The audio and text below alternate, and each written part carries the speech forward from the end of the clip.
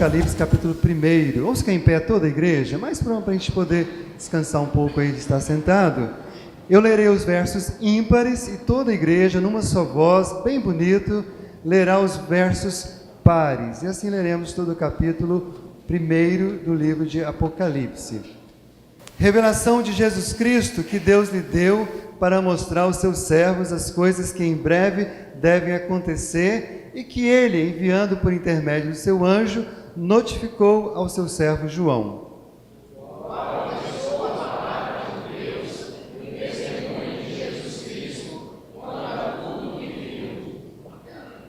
Bem-aventurados aqueles que leem e aqueles que ouvem as palavras da profecia e guardam as coisas nela escritas, pois o tempo está próximo.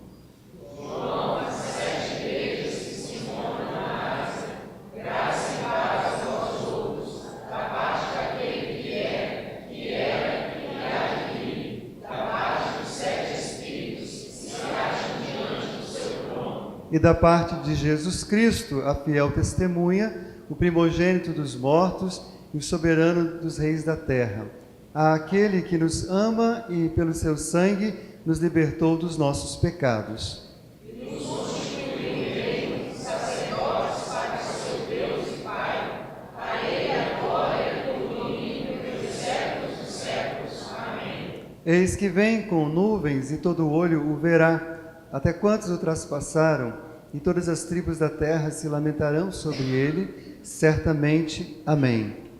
Eu sou o Alfa e o Ômega, diz o Senhor Deus, aquele que é, que era e que há de vir, o Todo-Poderoso. Eu, João, irmão vosso e companheiro na tribulação, no reino e na perseverança em Jesus, achei-me na ilha chamada Pátimos, por causa da palavra de Deus e do testemunho de Jesus. Achei-me escrito, diz o Senhor, que ouvi por detrás de mim, grande voz como de trombeta, dizendo: o que vês, escreve em livro e manda às 7 igrejas: Éfeso, Esmirna, Pérgamo, Tiatira, Sardes, Filadélfia e Laodiceia. Voltei-me para ver quem falava comigo, e colocaram-me 7 candeeiros de ouro. E no meio dos candeeiros, um semelhante a filho de homem, com vestes talares e cingido à altura do peito, com uma cinta de ouro. A sua cabeça e cabelos eram brancos como a alva lã, como neve, os olhos como chama de fogo. Os pés semelhantes ao bronze polido, como que refinado numa fornalha, a voz como voz de muitas águas. Tinha na mão direita 7 estrelas, e da boca saía uma afiada espada de 2 gumes. O seu rosto brilhava como o sol da sua força. Quando o vi, caí a seus pés como morto, porém ele pôs sobre mim a mão direita, dizendo: não temas, eu sou o primeiro e o último.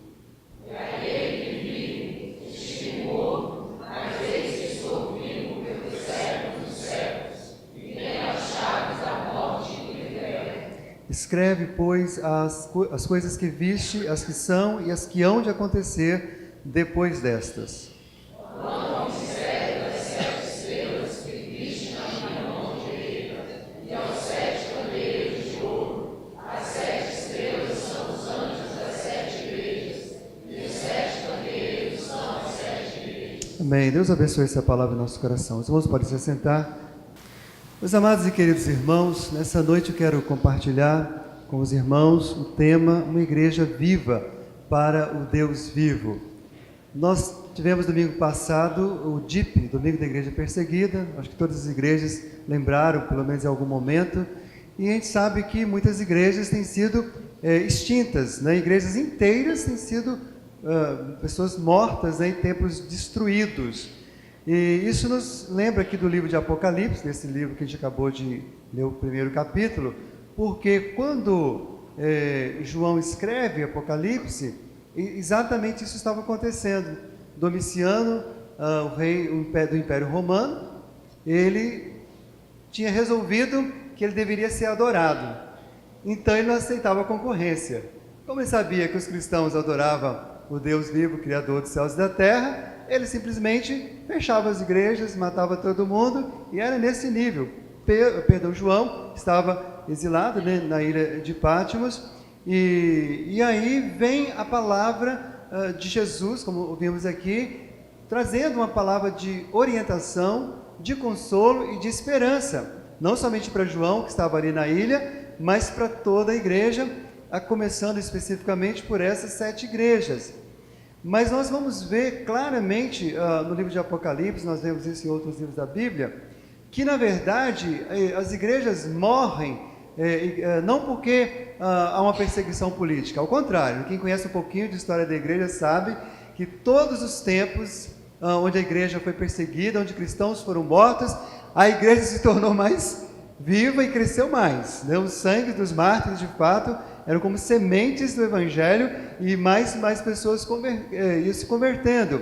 E aí a gente percebe claramente que o livro de Apocalipse, dentre outras coisas, vem alertar para aquilo que realmente podia matar a igreja, não o Império Romano, não o Estado Islâmico, não, nenhum poder político, econômico pode matar a igreja, mas há uma batalha espiritual, há questões que não são pegas, vistas com esses olhos ou com essas mãos, que podem matar a igreja. E aí Deus deixa bem claro, olha, eu sustento a igreja é viva porque eu estou vivo, e porque eu estou vivo, eu vou fortalecer a igreja, ela vai perseverar, e na verdade, de fato, eu quero uma igreja viva, porque eu estou vivo. Mas a gente tem que ser bem honesto que esse não é um tema tão confortável, né? E essa igreja aqui, ela é testemunha disso, né? Eu acompanhei muito a história dessa igreja aqui, a Igreja Presbiteriana de Campo Grande, e em nome de avivamentos, muitas coisas foram feitas, algumas muito boas e algumas que a gente não gosta nem de lembrar, né? Só de falar aqui dá calafrio, né? E esse realmente é um tema assim, o que é uma igreja viva? O que é uma igreja avivada? Essa é uma pergunta boa, que a gente poderia ficar aqui horas e horas discorrendo. E se eu passasse aqui um caderninho para cada um colocar uma frase, uma igreja viva é possível que tenhamos dezenas de definições diferentes, porque a gente tende a pensar diferente nesse assunto. Mas, olhando para esse texto bíblico que acabamos de ler, nós vamos ver pelo menos 4 verdades sobre uma igreja viva para o Deus vivo. E eu queria compartilhá-las com os irmãos. E a primeira verdade é simples: uma igreja viva firma-se na palavra viva. Uma igreja viva firma-se na palavra viva. O livro de Apocalipse começa dizendo: revelação de Jesus Cristo, revelação de Deus o Pai, revelação do Espírito Santo, palavra que vem de cima, palavra que vem do alto, palavra viva. E é nessa palavra que Deus está dizendo por meio de João às 7 igrejas que nós acabamos de ler aqui no versículo 11, Éfeso, Esmirna, Pérgamo, Tiatira, Sardes, Filadélfia e Laodiceia. É nessa palavra que a igreja precisa se firmar se ela realmente quer ser uma igreja viva, conforme o seu Deus que é vivo. E é isso que a palavra de Deus nos instrui, nos chama a atenção, meus irmãos, e é isso que Deus quer falar com a igreja presbiteriana em Campo Grande, a primeira igreja em Campo Grande.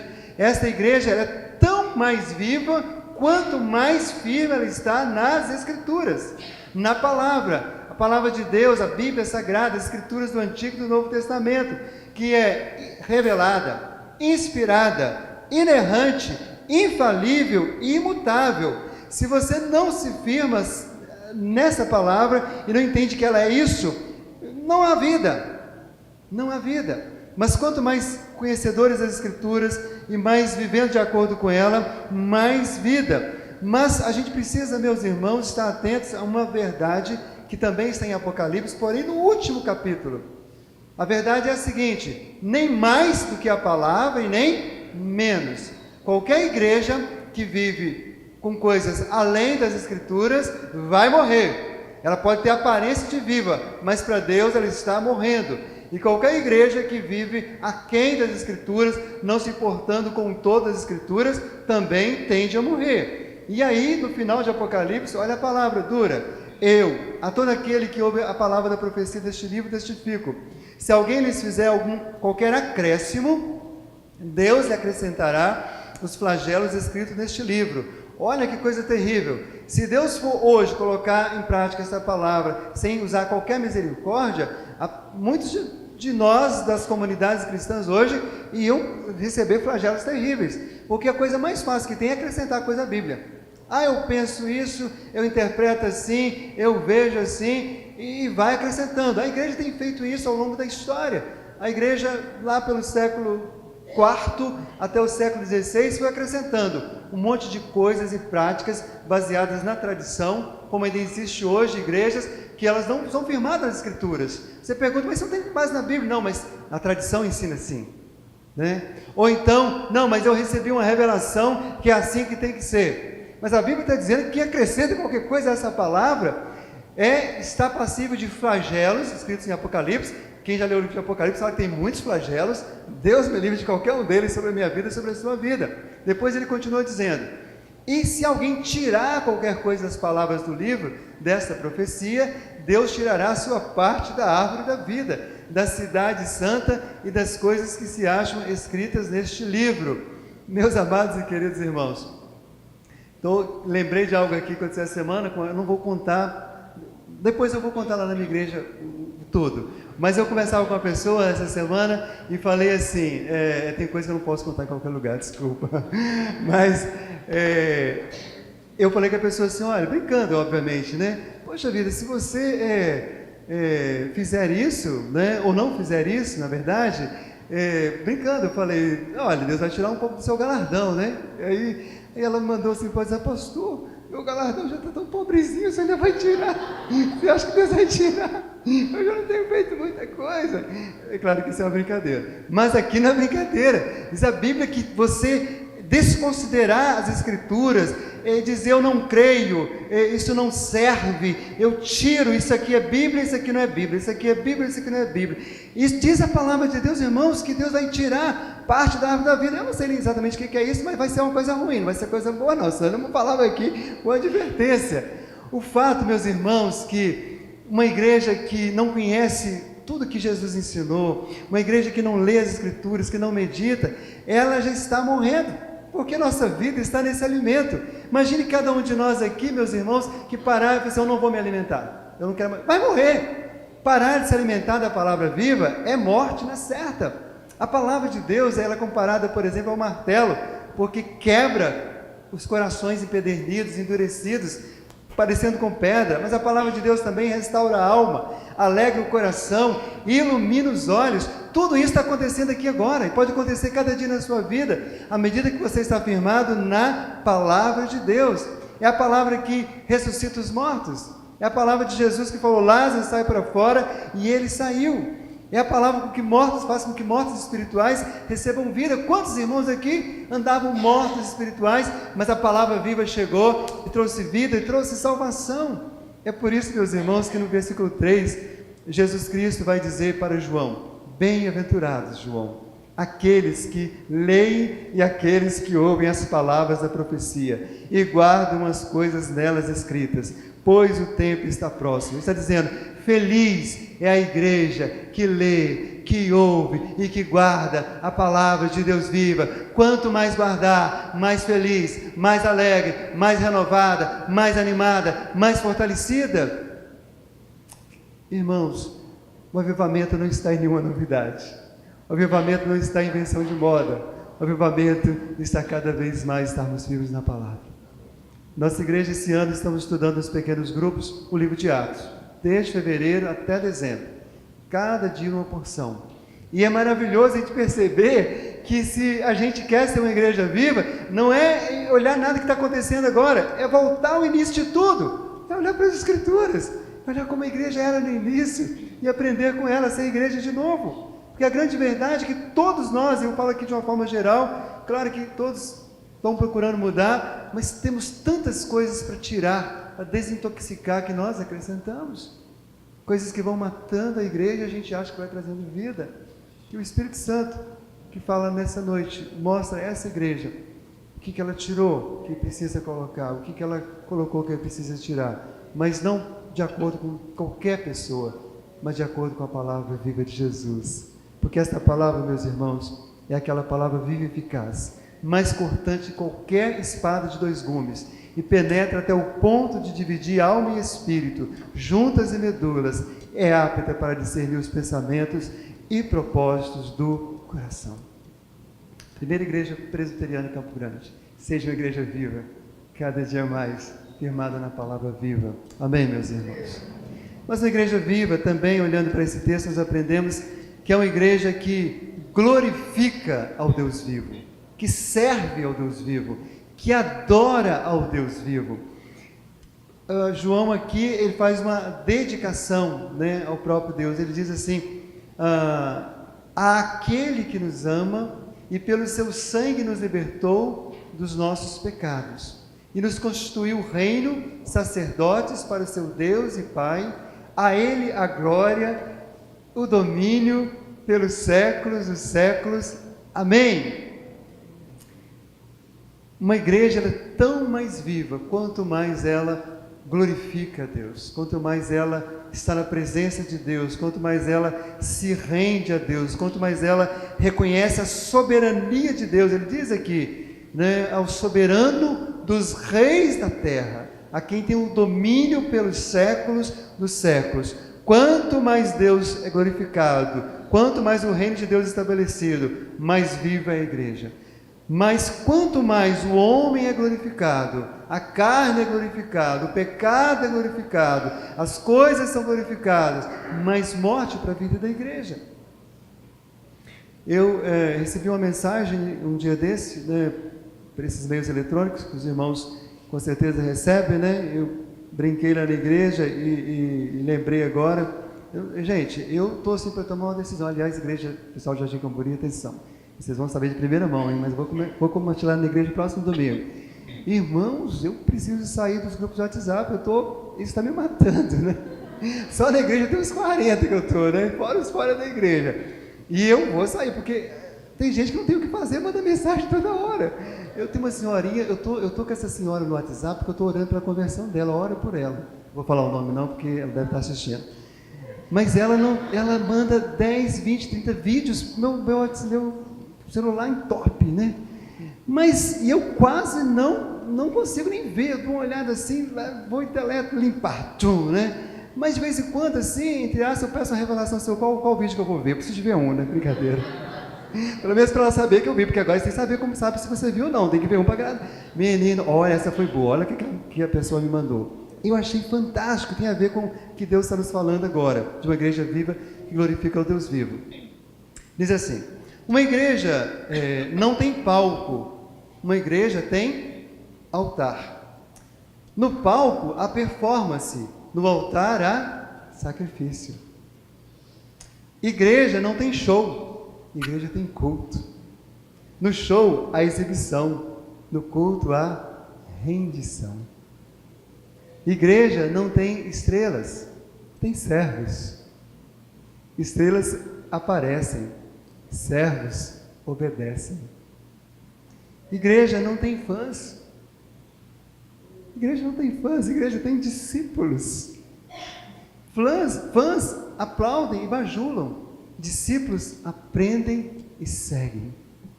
Igreja não tem artistas, tem ministros. Artistas atuam, ministros servem. Igreja não tem plateia, tem adoradores. Plateia assiste e reage. Adoradores prostram-se e entregam-se ao seu Deus, ao seu Senhor. Irmãos, a igreja não existe para aplaudir homens. Não sei quantos viram recentemente, alguém recebi também um outro vídeo, achei muito legal.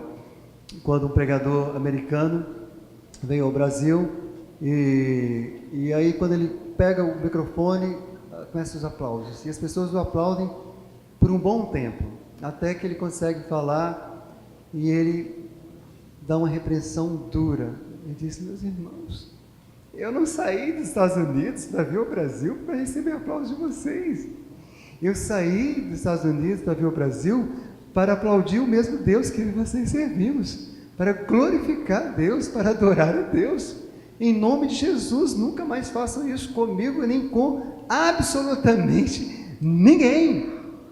Porque a igreja viva não é a igreja que faz barulho para homens ou para qualquer outra coisa, mas é a igreja que adora o Senhor, que glorifica ao Senhor. Uma igreja viva glorifica a Deus, porque está cheia e plena e realizada no amor de Cristo. Eu acho tão bonita essa frase, aquele que nos ama. João poderia dizer tantas coisas, mas João, a gente sabe que foi um dos apóstolos que andou mais perto de Jesus, que sentiu o hálito de Jesus, o abraço de Jesus, o carinho de Jesus, o cuidado de Jesus, a repreensão. João tinha sentido o amor de Jesus de perto, é o que recostava no seu ombro. E agora ali na ilha de Pátimos, exilado, velhinho, 100 anos de idade, mas cheio de amor, cheio de vigor, ele diz: aquele que nos ama, a ele que nós servimos, a ele toda a glória e toda a honra. John Piper tem uma frase que o irmão Jefferson lá da igreja repetiu já muitas vezes, das vezes que ele falou, todas as vezes que ele tem vontade de falar em público, ele fala essa frase. E eu gravei, e ela realmente é verdade. Nós tanto mais glorificamos a Deus, quanto mais nós estivermos satisfeitos nele. Quanto mais a gente satisfaz em Deus, no seu amor, na sua graça, no seu cuidado, mais a gente o glorifica, mais a gente o adora, mais a gente o rende. Mas por isso que tem nada a ver com legalismo, com obrigação e com medo. Tem a ver com amor, tem a ver com gratidão, tem a ver com... Não é assim. Vocês que são casados sabem disso. Quanto mais nós estamos, com alegria e satisfeitos um com o outro, mais nós servimos. Eu costumo brincar com a minha esposa: o que você me pede chorando que eu não faço sorrindo, Porque o amor é grande, Vanessa? Vanessa estava ali e falou: olha, essa é a minha ovelha de antigamente, lá em Gileade, Mas é assim, meus irmãos. Uma igreja satisfeita em Deus, ela glorifica a Deus. Como João, irmãos, poderia dizer: eu não vou ficar satisfeito em Deus, não. Estou exilado, longe da minha família, dos meus amigos. Quanto tempo que eu não vou numa orquestra bonita, num coral bonito? O que eu estou fazendo? Mas João, 100 anos de idade, frágil fisicamente, estava plenamente satisfeito em Cristo, e o glorificava e o honrava, apesar das provas, das dificuldades. E glorifica a Deus, meus irmãos, não é só cantando, é servindo. Ele diz aqui: ele nos constituiu reino e sacerdotes. Meus irmãos, cada pessoa convertida a Cristo é um sacerdote. Se a igreja presbiteriana de Campo Grande tem 300 convertidos, 300 membros, ela tem 300 sacerdotes. Não é só o reverendo Rômulo, não é somente os presbíteros, diáconos, todos. A gente glorifica a Deus servindo a Deus e servindo ao próximo, servindo as pessoas. Não é isso que está lá em Mateus 5? Para que vejam as vossas boas obras e glorifiquem ao vosso Pai que está nos céus. Domingo passado eu passei o dia em Santa Maria de Jetibá, na nossa congregação. Não estive à noite no culto, mas eu fiquei tão feliz, porque quando eu cheguei em casa, já 11 horas da noite, eu peguei o celular e fui ver as mensagens que os nossos convidados especiais de domingo tinham mandado para Débora. Nossos convidados especiais do domingo passado eram os travestis, as prostitutas, os garotos de programa, os drogados e suas famílias. E quem estava lá sabe, foram muitos, e eles foram abençoados ali, foram acolhidos, e eles mandavam assim, as mensagens assim: eu nunca fui num lugar que nós fôssemos tão bem recebidos. Nunca fui num lugar que as pessoas sorrissem tanto para mim e não fizessem cara feia. Eu nunca fui num lugar que as pessoas me servissem, pegassem o prato e me servissem o alimento. E o que é isso? O que é isso? Irmãos, são sacerdotes de Deus, amém? Glorificando a Deus, servindo a Deus. Porque quando você serve ao próximo, você serve a Deus. Então a igreja viva é uma igreja que serve ao Deus vivo, glorifica, adora o Deus vivo. Mas em terceiro lugar, uma igreja viva tem uma esperança viva.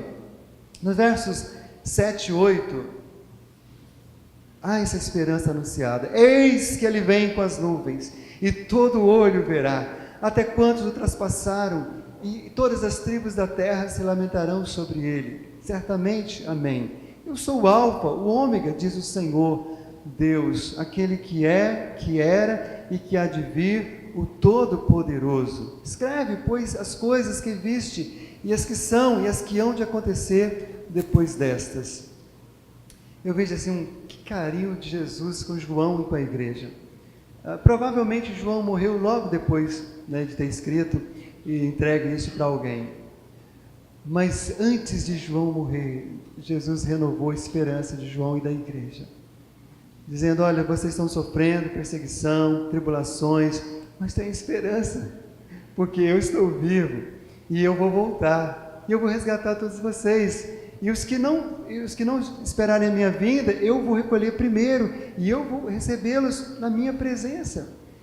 Meus amados irmãos, Paulo, escrevendo aos Coríntios, ele disse: olha, se a nossa esperança em Cristo se limita a esta vida terrena, nós somos os mais infelizes de todos os homens.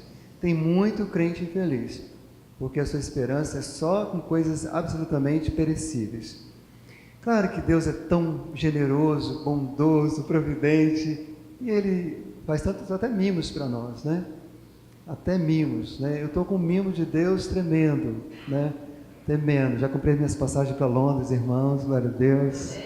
Não um mimo de Deus maravilhoso? 60 dias em Londres, estudando inglês, é um mimo de Deus, coisas que Deus vai fazendo e tal. Mas se porventura eu, por alguma razão, não viajar para Londres, se porventura eu partir antes, irmãos, eu vou estar na cidade celestial que é Jerusalém, amém?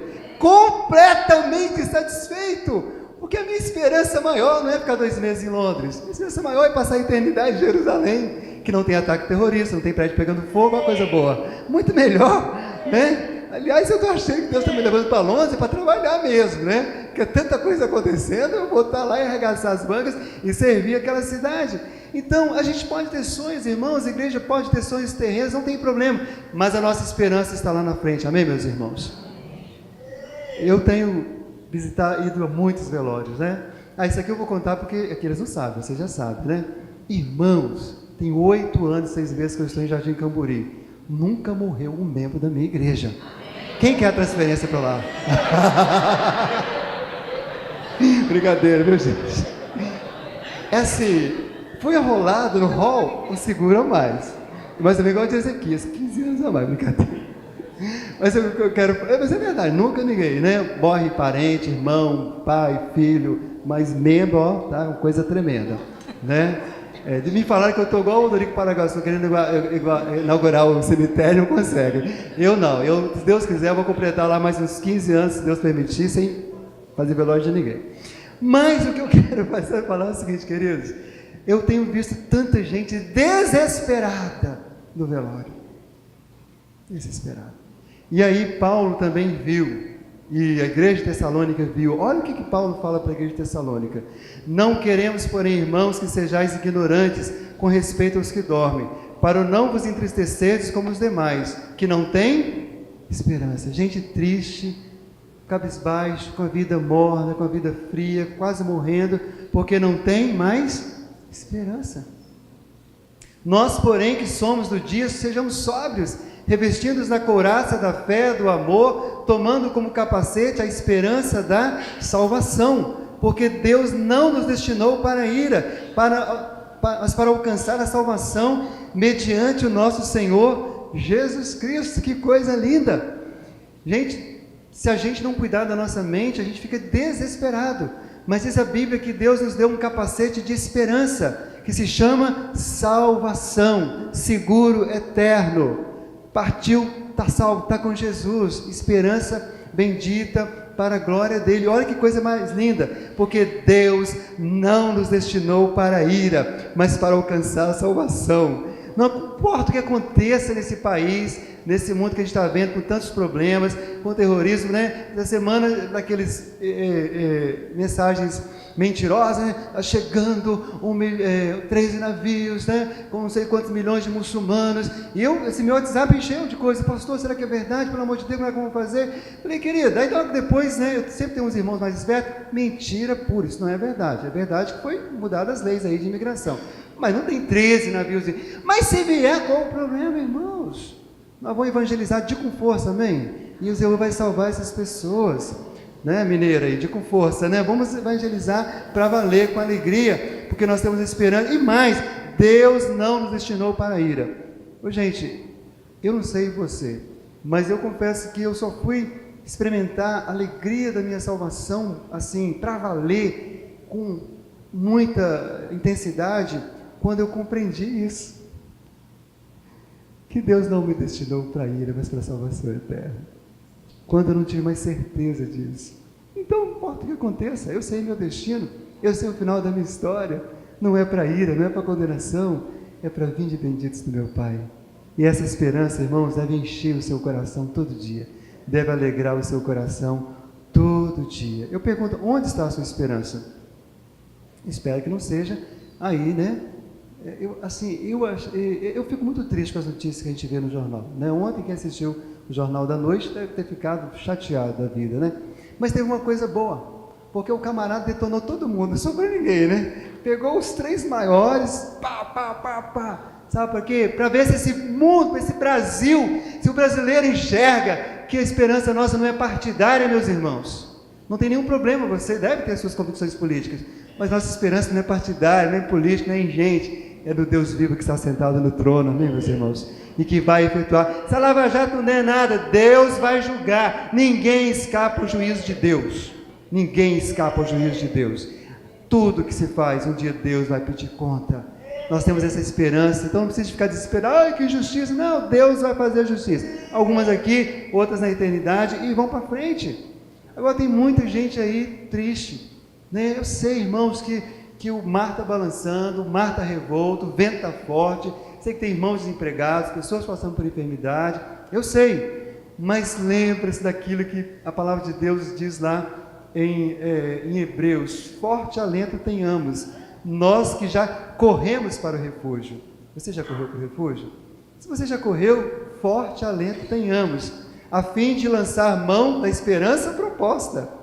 Só pode lançar mão da esperança proposta quem já correu para o refúgio. Quem não, vai continuar desesperado. Então, se alguém aqui está nos visitando, não correu para o refúgio que é Jesus, hoje à noite, dá um jeito de correr e abraçar o Senhor. Porque ele diz assim: o qual essa esperança nós temos por âncora da alma, segura e firme, e que penetra além do véu. Quem vai aqui, né, na orla de Camburi, ou mesmo no porto, vai ver os navios paradinhos. Por que os navios ficam parados? Pode chover, pode vir onda forte, pode vir vento, porque eles içaram a âncora. E aí passa a tempestade, eles ficam ali firmes. Ontem passou no jornal um navio americano enorme que bateu lá no outro navio lá, japonês, e deu aquela tragédia. Provavelmente um deles deu problema, mas se você está cheio de esperança, pode vir o vento que for, que você vai ficar firme, amém? Em nome de Jesus. Tem esperança. Não é esperança em você não, é esperança no Deus que te sustenta, no Deus que faz nova todas as coisas. É essa esperança, irmãos, que faz a gente ser gente diferente. Olha, o que eu tenho ouvido de pessoas falando o seguinte: para que ser honesto? Nossas lideranças não são honestas, muitos religiosos não são honestos, muitos juízes não são honestos. Para quê? Para que viver uma vida sensata e justa? Olha só o que a palavra de Deus diz. Isso é desesperança, tá? As pessoas não têm esperança, começam a matar os outros. Por que você acha que o Estado Islâmico vive matando? Não tem esperança de nada. Mas olha o que a Bíblia diz, que a esperança faz com a gente. Vivamos no presente século, sensata, justa e piedosamente, aguardando a bendita esperança e a manifestação da glória do nosso grande Deus e Salvador, Cristo Jesus, o qual purificou para si mesmo um povo exclusivamente seu, zeloso de boas obras. Povo de Deus, crentes em Cristo. Todo mundo pode cair, todo mundo pode se corromper, mas a igreja permanece firme em santidade, procurando viver vida íntegra, porque ela tem uma bendita esperança. Ela não espera nos homens, espera no Deus que é santo, que é justo, que é perfeito. Nós não podemos cair nessa cilada que muita gente está caindo. Já que ninguém faz nada, vou cair também no pecado. Não faça isso. Nós somos um povo exclusivo, santificado, separado, para brilhar no meio das trevas, em nome de Jesus. Mas em último lugar, uma igreja viva contempla o Cristo vivo. É isso que a gente vê aqui do verso 12 até o verso 20. A visão que João teve do Cristo foi uma visão extraordinária. Lá, naqueles 3 anos de convivência, era um Cristo empoeirado, talvez não tão cheiroso, porque não tinha como tomar banho em todo lugar, os pés bastante estragados. Era um Cristo que Isaías descreve no ato da crucificação, que não tinha formosura nenhuma, mas o Cristo que João vê agora, um Cristo que não tem nem como a gente descrever de cor, que é tão maravilhoso, é tão majestoso, é tão poderoso, é tão lindo, que ele descreve conforme ele conseguiu escrever. E João, e o próprio Cristo, queria que as 7 igrejas da Ásia e toda a sua igreja contemplasse esse Cristo. É por isso que numa igreja genuinamente evangélica, nós não vemos o Cristo morto, desfigurado, abatido. Uma igreja cristã genuína, a cruz está sem Cristo, porque Ele vive e já ressuscitou, amém, meus irmãos? E é esse Cristo vivo que nós precisamos contemplar, esse Cristo que faz parte do nosso dia a dia e da nossa vida. Cristo está vivo, por isso a sua igreja está viva, por isso a igreja deve buscar ser também cada dia mais uma igreja viva. Ele alimenta a sua igreja, Ele guia, Ele cuida, Ele nutre. Ninguém pode matar a igreja, porque o Supremo Pastor está vivo. Já o mataram uma vez, mas ele ressuscitou. Eu não sei se você já viu, mas as pessoas que realmente são pastores de ovelhas, né, cuidam. Jesus falou isso, né? O mercenário vê vir um lobo, foge, mas o bom pastor dá a vida pelas ovelhas. E o Supremo Pastor tem cuidado da sua igreja para que ela permaneça viva. Mas a gente continua sendo desafiado todo dia a olhar para os outros, olhar para homens, olhar para a religião, olhar para o pecado dos outros, olhar para o dinheiro, olhar para a conta bancária, olhar... A gente está sempre focando em alguma coisa.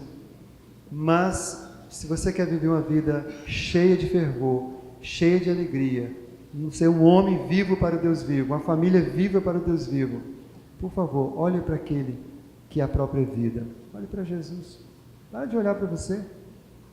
E aí, se você fica olhando, né, para a cartela de remédios que você toma, você vai ficar pior do que você já está. Fica olhando para esse mundo terrível.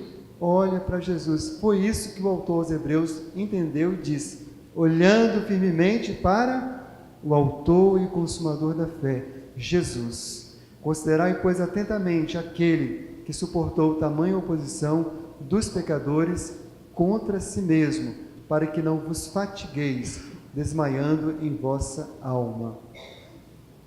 Muita gente está se fatigando, desmaiando de cansaço, porque não está olhando mais para Deus.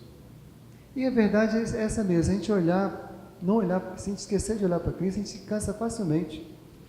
Tem pessoas que só de se olhar para ela você cansa, tem situações só de olhar, de pensar, você já está cansado. Então vai olhar para Jesus, vai ter comunhão com o Senhor, vai estar aos pés do Senhor, vai estar satisfeito nele, como já falamos aqui. Queridos, maridos, mulheres, se querem ser bênção na vida de seus cônjuges, foquem em Cristo, né? Cristo é o varão perfeito.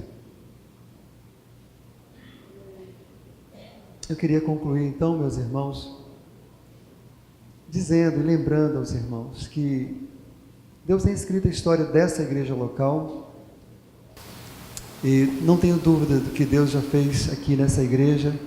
Essa igreja teve o privilégio de plantar várias outras igrejas, de abençoar muitas vidas, muitas pessoas, mas tenha certeza de que Deus quer mesmo uma igreja viva. Deus quer avivar a sua obra. É Ele que faz, não é a gente. E na verdade não sabemos quando Jesus vai voltar, mas se essa igreja viver, existir mais 10, 20, 30, 40, 50 anos, ela deve ser cada dia mais uma igreja viva para Deus vivo. Cada dia mais uma igreja que se firma na palavra de Deus. Cada dia mais uma igreja que tem esperança viva. Cada dia mais uma igreja que glorifica ao Senhor. Cada dia mais uma igreja que contempla o Cristo. Hoje na igreja tivemos a experiência, de vez em quando Deus nos dá essa experiência, né? Quem conhece a nossa igreja sabe que temos muitas pessoas tão boas na área da música, né? Temos 4 equipes, se contar com o verso livre, pode ser 5 equipes de louvor distintas, mas que se abençoam. E aí hoje, por várias razões, feriadão, e essa vinda para cá, outros irmãos de Santa Maria de Jetibá, em Chácara Parreiral, enfim, tinha uma pessoa ministrando louvor e tocando, né? Mas o que faz a diferença, e isso nós podemos experimentar hoje de manhã, lá na igreja, é que por mais que nós tenhamos bons músicos, a gente vai na igreja para contemplar o Cristo vivo, amém, meus irmãos? Não é para contemplar a bela música que temos, isso tudo é instrumento de honra a Deus, mas é para contemplar o Cristo vivo. E quando a gente contempla Cristo, o pregador pode ser mais ou menos, a música pode ser mais ou menos, mas se a gente vê Cristo, se a gente se rende a Cristo, se a gente glorifica Cristo, se a gente se firma em Cristo, nós saímos renovados e reavivados.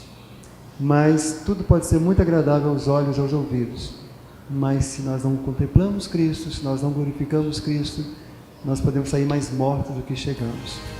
Tem muitas igrejas fazendo cultos mortos e matando ainda mais as pessoas. Mas Deus quer que esta igreja, que a sua igreja, seja uma igreja viva para Ele mesmo. Amém, meus irmãos? Deus abençoe. Outra palavra.